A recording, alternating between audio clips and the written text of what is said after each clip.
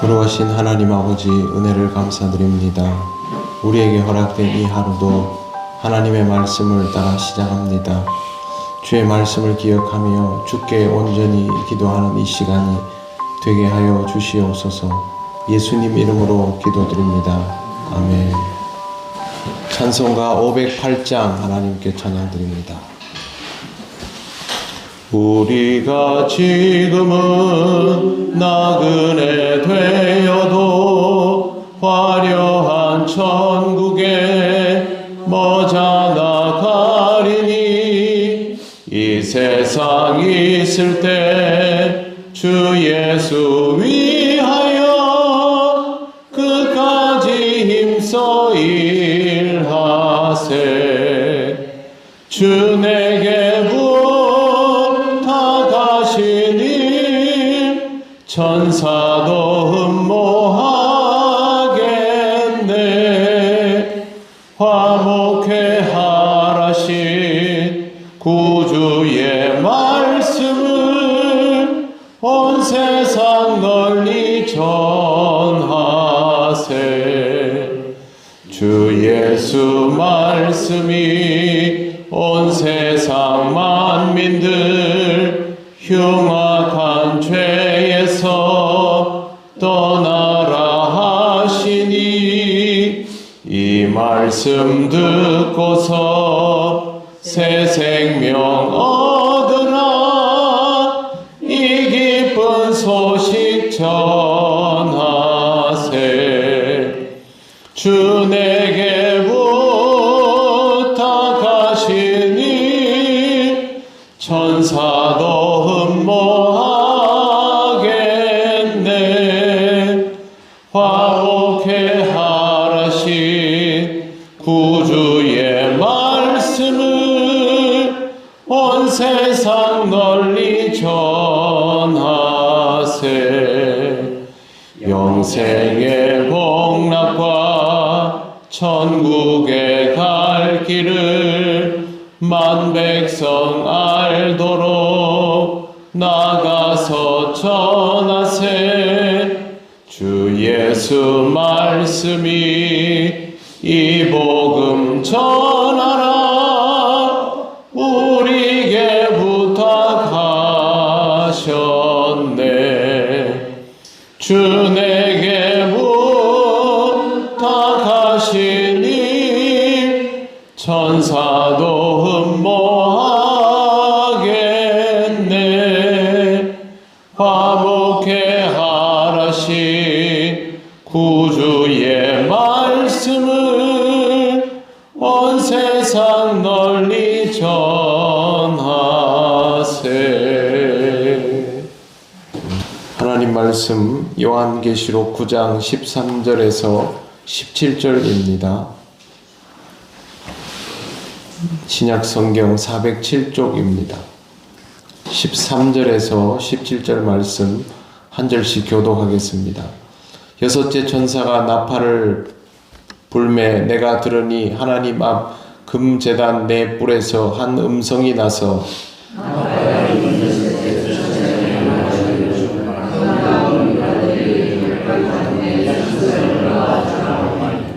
네 천사가 놓였으니 그들은 그 년 월 일시에 이르러 사람 3분의 1을 죽이기로 준비된 자들이더라.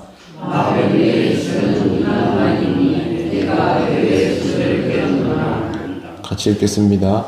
이 같은 환상 가운데 그 말들과 그 위에 탄 자들을 보니 불빛과 자줏빛과 유황빛 호심경이 있고 또 말들의 머리는 사자머리 같고 그 입에서는 불과 연기와 유황이 나오더라.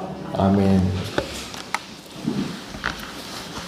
여섯째 천사가 나팔을 불 때 하나님 앞 금제단 네 뿔에서 음성이 나오기 시작했습니다.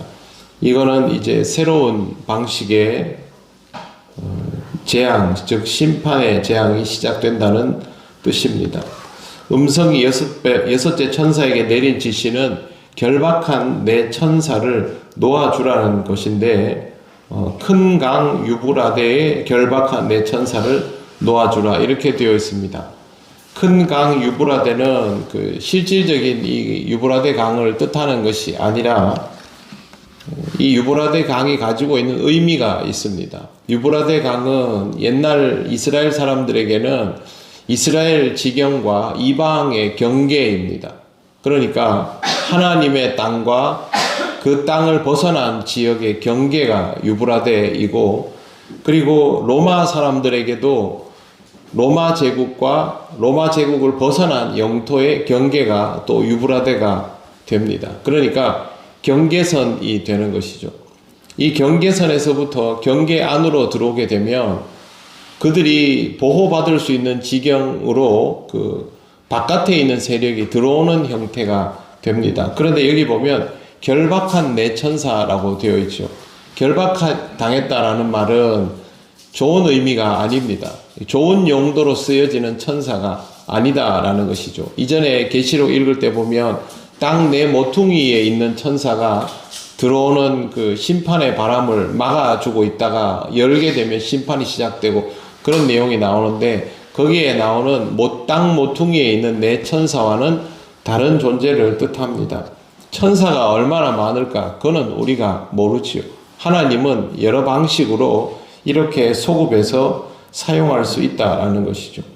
로마 사람들이 제일 두려워했던 민족이 누구냐 하면 지금으로 말하면 이란 그 페르시아 쪽 사람들입니다. 로마는 그 보병 중심으로 군대가 형성되어 있었고, 그때부터도 군대 편제와 진영을 통해서 전쟁을 이기기 쉬웠는데, 이란 쪽에 있는 기마병이 제일 무서운 대상이었습니다.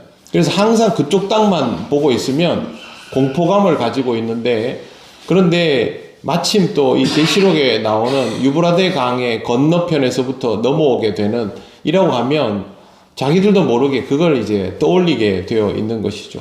반대로 로마에서 압제받는 기독교인들은 그 힘을 통해서 로마가 심판받을 수 있다는 생각을 하게 됩니다. 그렇기 때문에 여기에 나오는 이 표현은 그들에게 이런 것들을 충분히 연상시킬 만한데, 뒤에 나오는 내용을 보면 더 그렇습니다. 15절을 보십시오.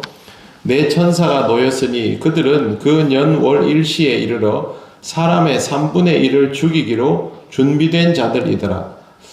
특정 시점입니다. 년 월 일시라는 것은 하나님이 정하여 준 딱 그 타이밍이 되면 3분의 1이 죽도록 그렇게 돼 있다라는 뜻인데, 한 번에 이 정도가 다 죽는다면 이건 뭐 지구상에 한 번도 본 적이 없는 그런 참상이 될 것입니다. 주석에도 보면요, 이 부분을 사륙재앙 이렇게 명명해 둔 것이 있습니다. 도대체 언제 이렇게 될까 우리가 알 수가 없습니다. 그리고 하나님은 이런 시간을 우리에게 노출시키는 법이 없습니다. 그리고 그 다음에 보시면요, 16절에 마병대의 수는 2만만이니 내가 그들의 수를 들었노라 라고 되어 있습니다. 2만만이라는 표현은 좀 이상한 표현인데 영어 성경에는 200 million이라고 되어 있습니다. 밀리언은 100만입니다. 200는 200이고요. 200과 100만을 합치면 2억이 됩니다. 그러니까 마병대의 숫자는 2억이다라는 그런 의미인데, 왜 2만만이라고 되어 있냐면 이 시대에는 그런 식의 표기를 하지 않았습니다. 1000명 이상부터는 사실상 계측이 안 되는 시대였기 때문에 이런 숫자를 통해서 무한히 많은 숫자라는 것을 표현을 했는데요. 이 당시 로마 제국의 인구가 5천에서 1억 명 정도, 5천만에서 1억 명 정도라고 알려져 있는데, 현대에서 그 당시 지구의 인구를 측정을 하면 추산하는 것이죠. 2억 명 정도 됩니다. 그러니까 이 숫자랑 공교롭게도 일치를 합니다. 그때 당시에 지구의 인구가 2억 명 정도 될 것이라고 예측한 사람은 없겠지요. 1000명 이상 숫자도 못 세는데 이 2억 명이 뭐 무슨 의미가 있겠습니까? 그냥 1000부터는 1000만 이런 거는 많다인데, 공교롭게도 이 숫자가 그 당시의 인구와 비슷합니다. 그런데 이 숫자가 마병대이지요. 기마대를 뜻합니다. 그냥 일반 군인의 2만만이라고 해도 감당이 안 되는 숫자인데, 그게 기마병이라고 하면 그거는 더 감당이 안 됩니다. 기마병 하나가 일반 사람들을 죽이는 숫자로 말하자면 뭐 일당백이겠지요. 그런 무서운 군대가 되는 것이죠. 이게 이제 풀리게 되는 시점에 인류의 3분의 1이 죽는다라는 것이 요한을 통하여 경험된 환상입니다. 조금 전에 제가 그 로마에 사는 사람들이 제일 두려워하는 이들이 기마병이라고 말씀을 드렸지 않습니까? 그렇기 때문에 이 마병대라는 말 자체만으로도 충분히 계시록을 읽는 사람들은 기독교인의 입장에서, 로마 시민의 입장에서는 이 받아들이는 바가 완전히 다르게 되어 있습니다. 하나님이 그냥 겁을 주려는 것이 아닙니다. 17절을 보시면 이 같은 환상 가운데 그 말들과 그 위에 탄 자들을 보니 불빛과 자줏빛과 유황빛 호심경이 있고 또 말들의 머리는 사자머리 같고 그 입에서는 불과 연기와 유황이 나오더라 라고 되어 있습니다. 불빛, 자줏빛, 유황빛과 불과 연기와 유황의 조합, 호심경 이것들은요 굉장히 그 유독해 보이는 연기가 자욱한 상황, 그리고 거기에서 불길도 나오는 그런 상황을 상상할 수가 있습니다. 구약에서 유황불은 하나님의 심판을 상징합니다. 본문도 그것을 떠올리기에 충분한 장면입니다. 간혹 이단 사이비에서 이 장면을 보고 세상의 어떤 군대가 본문을 지칭한다라는 식으로 해석하는 사람들이 있지만 이건 세상에 있는 것들을 말하는 것이 아닙니다. 그런 것들은 전부 잘못된 해석입니다. 계시록을 보면서 그건 지금 뭐 어떤 것이고 짐승의 숫자는 지금 뭘 의미하고 전부 잘못된 해석입니다. 계시록은 그 시대를 상징하고 그 시대로부터 계속해서 내려오는 하나님의 뜻을 표현할 뿐이지 특정 시대의 무언가를 지적하지는 않습니다. 하나님의 심판을 자꾸 우리의 의식 안에서 해석하고자 하는 충동에 사로잡히면 안 됩니다. 제가 오늘 여러분에게 성경에 있는 내용을 전한 것도 요한이 본 환상을 요한이 자신의 방식으로 최대한 이미지화 시켜서 기록해 놓은 것을 그대로 전달하고 거기에 나오는 단어들이 이런 뜻이 있다라는 선에서만 설명을 드리는 것입니다. 그 이상의 설명은 의미가 없습니다. 우리는 이 심판을 보며 두려운 마음도 가지고 하나님 나라가 어떻게 이 땅에 올까에 대한 많은 생각들을 하게 됩니다. 그냥 하나님의 말씀을 그대로 듣고 읽고 받아들여가며 오늘도 내가 하루를 그리스도인답게 살아가는 것, 그것이 전부다라는 것을 의식하시면 되겠습니다. 오늘도 믿음 안에서 주님의 자녀답게 그 믿음을 잘 지키며 살아가시기를 바랍니다. 기도드리겠습니다. 하나님 감사합니다. 오늘도 이 말씀을 보며 두려운 마음과 또 하나님 나라에 대한 궁금함을 가지고 묵상하게 되었습니다. 오늘도 하나님 아버지 우리를 믿음을 가진 자로 살게 하여 주시니 감사합니다. 하나님을 의식하는 이 하루가 되게 하여 주시고 우리의 모든 것들로 인하여 하나님과 교감하며 기도 올리는 귀한 시간들이 오늘 중에 충만히 있도록 역사하여 주옵소서. 오늘도 우리 통영교회 모든 성도들을 지켜주시고 인도하여 주실 것을 믿사오며 예수님 이름으로 기도드립니다. 아멘.